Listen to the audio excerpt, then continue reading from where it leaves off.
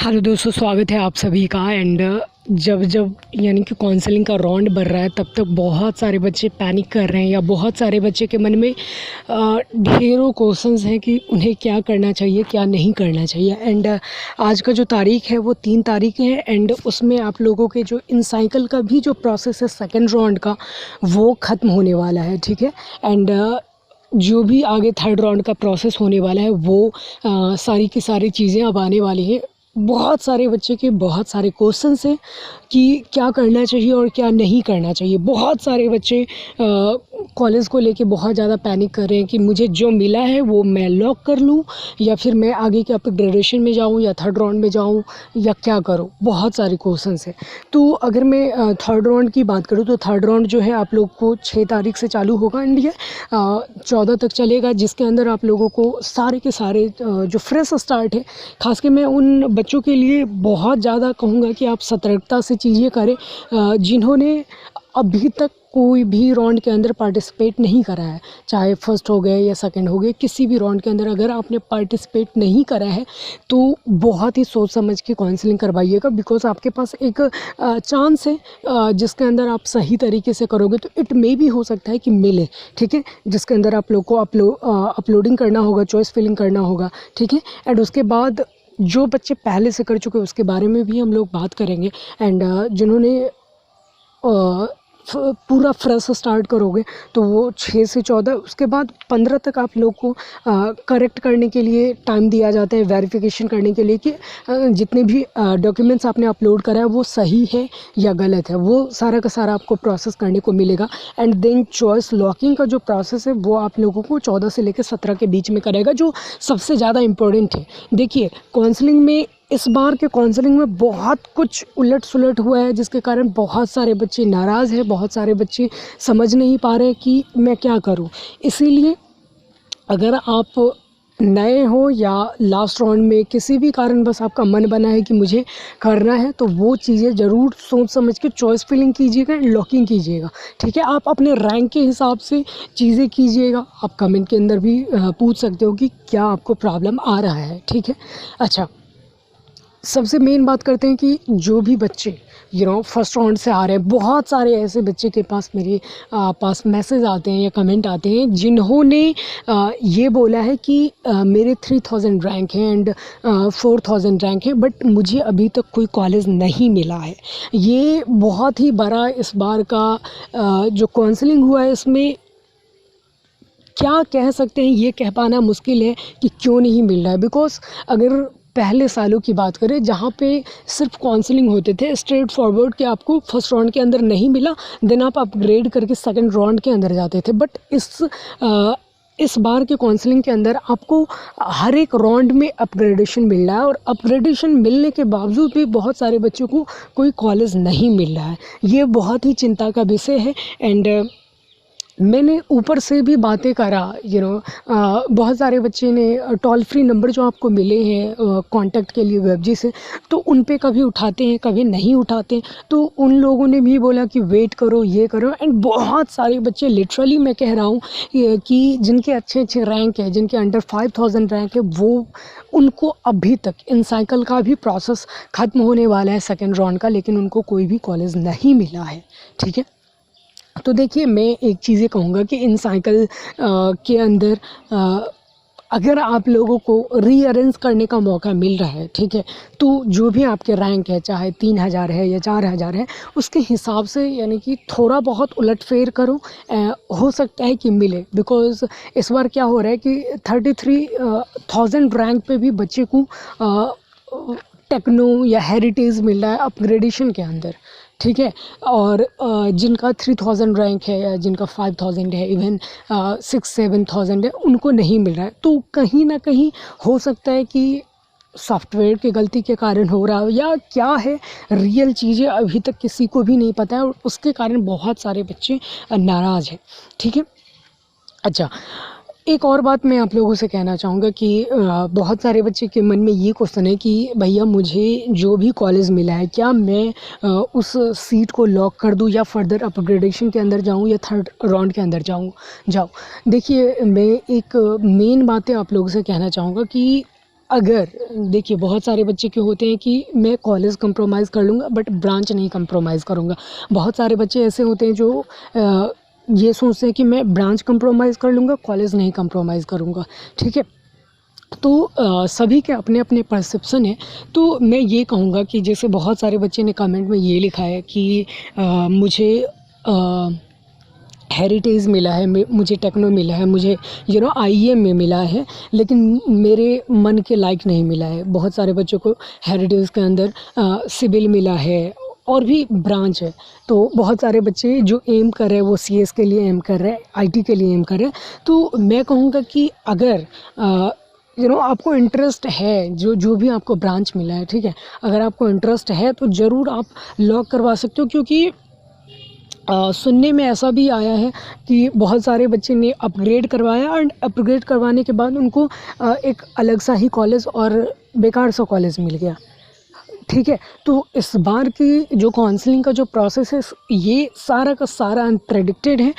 इसके अंदर ये नहीं कह सकते कि आपके अगर 3000 रैंक है तो आपको 110% आईएम मिल जाएगा, ये नहीं कह सकते हैं इस बार, ठीक है। बहुत सारे बच्चे इतने नाराज़ हैं जो कमेंट के अंदर गालियाँ देते हैं या जो भी करते हैं कि मेरा लाइफ बर्बाद हो गया, ये वो, एंड मैं समझ सकता हूँ। बट ओवरऑल जो भी कंटेंट क्रिएटर है उनके हाथ में कुछ भी नहीं, वो सिर्फ आपको अपडेट या जो चीज़ें हो सकता है जिससे ऐसा होता है ना कि आप ये चीज़ें करो, ये चीज़ें हो सकता है, लेकिन मेन जो स्टेयरिंग है वो वेबजी वालों के हाथ में कि इस तरीके का क्यों हो रहा है, या जितने भी अच्छे अच्छे रैंक है बच्चों को उनको क्यों नहीं अच्छा ब्रांच या अच्छा कॉलेज क्यों नहीं मिल रहा है, उनके मेहनत पे क्यों पानी फेरा जा रहा है, ये सबसे बड़ा क्वेश्चन है, ठीक है।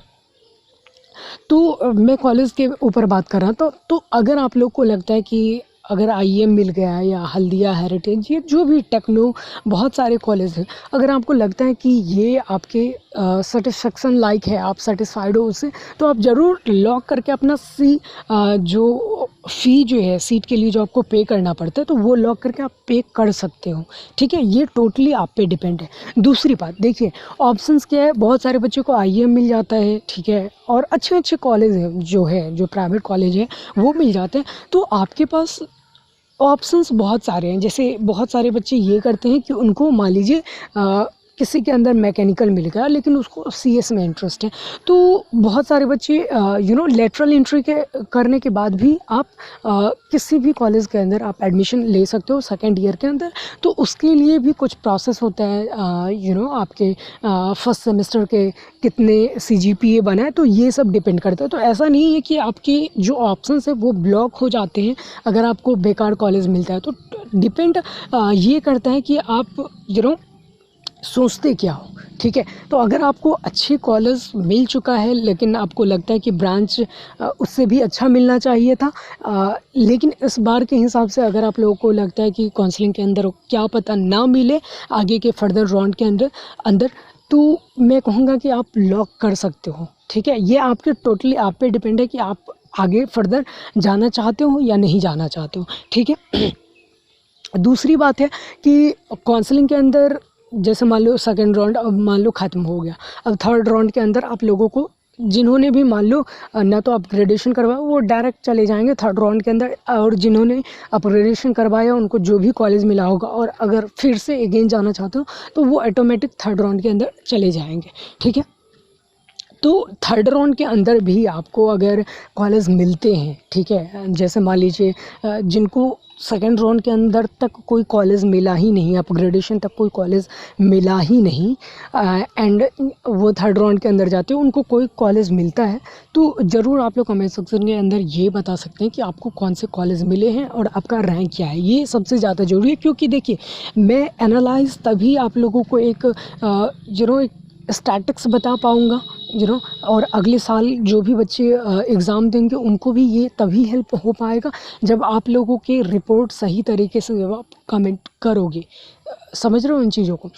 तो अभी का जो सबसे ज़रूरी चीज़ें हैं, जो भी बच्चे अपग्रेडेशन में गए हो, अगर फिर भी आपको कॉलेज नहीं मिला है तो ज़रूर आप फर्दर अपग्रेडेशन के अंदर जाओ, एंड जिन्हें मिला है, ठीक है, जिन्हें अपग्रेडेशन के अंदर मिला है वो बच्चे, अगर आपको लगता है कि नहीं आपको कॉलेज तो अच्छा मिला है लेकिन ब्रांच कंप्रोमाइज़ करना पड़ेगा, तो आई थिंक वो चीज़ें आपको करना चाहिए, बिकॉज़ इस बार अनप्रेडिक्टेड हो रहा है। कभी भी ऐसा नहीं होता था जिसका 30,000 रैंक है या जिसका 35,000 रैंक है, उन बच्चे को टॉप के कॉलेज में टॉप का ब्रांच मिल जाना। ये सारा का सारा कब हुआ है, जब हर एक राउंड के अंदर अपग्रेडेशन हो रहे हैं, तभी ये चीज़ें संभव हो पा रहा है। जो क्वालिटी स्टूडेंट है उनको नहीं मिल पा रहा है, और जो डिज़र्व नहीं करते उनको मिल रहा है। तो इन चीज़ों को समझने का आप लोग कोशिश कीजिएगा, ठीक है। एंड जिन्होंने भी फ्रेश स्टार्ट करा है, जिन्होंने अभी तक कोई काउंसलिंग नहीं करवाया, प्लीज़ मैं आप लोगों से रिक्वेस्ट करता हूँ कि सोच समझ के काउंसलिंग करवाइएगा। ये सबसे ज़्यादा ज़रूरी है। चॉइस फिलिंग सोच समझ के कीजिएगा। एंड दूसरी एक और बात कि जिन्होंने भी फर्स्ट राउंड से आते जा रहे हो और आपको मन के लायक का कॉलेज नहीं मिलता है, अगर आपको रीअरेंज का ऑप्शन मिलते हैं तो ज़रूर आप थोड़ा बहुत रीअरेंज करो, क्योंकि बहुत सारे बच्चों को मैंने ये देखा है, मेरे पास बहुत सारे मेल आए हैं, बहुत सारे मैसेजेस आए हैं, उनमें ये देखा है कि बहुत सारे बच्चे रैंक अच्छा होते हुए भी उन्होंने काउंसलिंग के अंदर गलती करा है। काउंसलिंग के अंदर गलती करने का मतलब ये है कि अगर आप किसी भी कॉलेज के अंदर मान लो आप 1000 भी कॉलेज भर दो और सिर्फ उसमें CS IT ही भरोगे, तो उससे सही तरीके काउंसलिंग का ये नहीं है, ये प्रोसेस ही नहीं है, सही तरीका नहीं है, ठीक है। तो अगर आपको रीअरेंज करने का मौका मिलता है या कोई कॉलेज ऐड करने का मौका मिलता है, तो आप सोच समझ के आप अपने रैंक के हिसाब से, ऐसा ज़रूरी नहीं है कि आपको CS नहीं मिला तो आप इंजीनियरिंग करना ही छोड़ दोगे या नहीं करोगे। अगर आपके अंदर कैलिबर है या आपको एक होता है ना कि जुनून है, तो आप किसी भी ब्रांच से लेके, बिकॉज देखो CS पे मैं एक डेडिकेटेड वीडियो बनाऊंगा कि लोग एक हवा बना दिया। बहुत सारे लोग वेबजी के अंदर सिविल से करते हैं, देन जाके IT सेक्टर में जाते हैं, CSE का जॉब लेते हैं। क्यों? क्योंकि देखिए आपके पास डबल गुण आ जाते हैं, आपको सिविल के बारे में भी पता है, एंड आपको कंप्यूटर का जितना भी चीज़ें हैं वो भी पता चल जाता है। तो जो कंप्यूटर साइंस है वो अगर आप नॉर्मल चीज़ों से भी अगर परखने का चालू कीजिएगा, या अगर आपके दोस्त मिल जाते हैं वैसे तो वो चीज़ें हो सकता है। लेकिन और जो क्रिटिकल जो है, जो कोर ब्रांच है, जैसे इलेक्ट्रिकल हो गया या चाहे मैकेनिकल हो गया या सिविल हो गया, उसके लिए आपको प्रॉपर हर एक चीज़ देखना पड़ेगा। क्यों? क्योंकि इसमें आप बहुत कुछ है जो करना पड़ेगा आपको। तो इन चीज़ों का ज़रूर आप लोग ध्यान रखिएगा, ठीक है। तो मैं उम्मीद करता हूँ कि आप लोगों को ये चीज़ें समझ में आ रहा होगा, एंड आप लोगों के जो भी डॉट्स हैं वो डॉट खुद आप लोग एनालाइज़ करो कि क्या सच में आपने काउंसलिंग के अंदर गलती करा है, जिसके कारण आप लोगों को कॉलेज मिलने में परेशानी हुई है। क्योंकि बहुत सारे बच्चे ये भी बाद में कहते हैं, जब उनको मैं बोलता हूँ कि काउंसलिंग आप कैसे करे हो, ये दिखाओ या बताओ, तो बाद में वो भी बोलते हैं कि नहीं मैंने थोड़ा बहुत गलती करा। तो ये भी एक कारण हो सकता है। मैं टोटली ये नहीं कहूँगा कि आपके काउंसलिंग में ही प्रॉब्लम होगा, लेकिन ये भी एक रीज़न हो सकता है। तो अगर आपने इन चीज़ों को देखा है तो ज़रूर आप लोग ध्यान दीजिएगा।